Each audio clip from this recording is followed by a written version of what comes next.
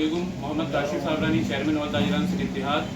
कल बरोज़ जुमेरात 25 मई यौम तशक्कुर इंशाल्लाह मना रहे हैं और ताजिरान सिंध इत्तेहाद के तहत जिसमें जितने भी शौक़ हैं, चाहे वो पाक फ़ौज के हों, पाक रेंजर्स हो, पाकिस्तान पुलिस हो, फोर्सेस हो, तो उन तमाम ही लोगों के लिए हम ये प्रोग्राम रख रहे हैं इंशाल्लाह। कल पाक फ़ौज हैं तो हम हैं।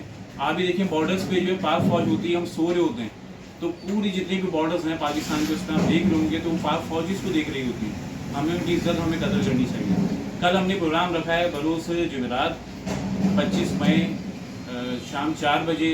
तमाम ताजिर हजरात, सियासी शख्सियात, जितने भी मजहबी लोग हैं, समाजी लोग हैं, उन तमाम से मैं अपील करूँगा कि इसमें भरपूर शिरकत करें। ये प्रोग्राम बोल्डर मार्केट में रखा गया है और उम्मीद करता हूँ कि हमारे इदारे भी वहाँ पे आएँ और हमारी हौसला अफजाई करें, क्योंकि पाक फ़ौज के बगैर ये मुल्क चल नहीं सकता। क्योंकि ये पाक फ़ौज ही है जो दुश्मन को जो ना जवाब देने के लिए बैठी हुई है और दूसरे मुल्कों को भी तंबी कर देते हैं जो दूसरे मुल्क हमारे मुल्क में लड़ाइयाँ फसादात करवाने की कोशिश कर रहे हैं। अल्लाह के करम से ये उनकी कोशिश कभी कामयाब नहीं होगी।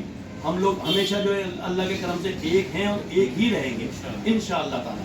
9 मई के हवाले से मैं बात करना चाहूँगा। Maqsood Ahmed, general secretary all Tajiran Sindh Ittehad, जो भी कुछ हुआ इस इदारे के खिलाफ जिसने भी किया, हम उसकी पुरज़ोर मरम्मत भी करते हैं और हम पाक फ़ौज के शाना बशाना खड़े भी हैं। क्योंकि ये जो भी अमल हुआ है ये किसी सियासी तंजीम ने किया है या जो भी उनके एहलकार थे, हम उनकी पुरज़ोर मरम्मत करते हैं और हम उम्मीद करते हैं कि पाक आर्मी, पाकिस्तान की जो हमारी अफवाज है जो सरहदों की हिफाजत करती है, तो हम सुकून की नींद सोते हैं। क्योंकि हदीस नबी है कि जो शख्स मुस्लिम उम्मा की पहरेदारी करेगा एक रात और एक दिन, वो जन्नती है। तो आप ये समझ लें ये जन्नती फ़ौज है जो हमारी अपनी फ़ौज है।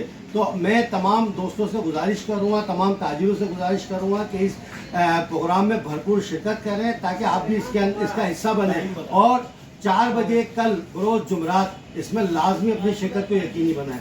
अस्सलाम वालेकुम। पाकिस्तान जिंदाबाद।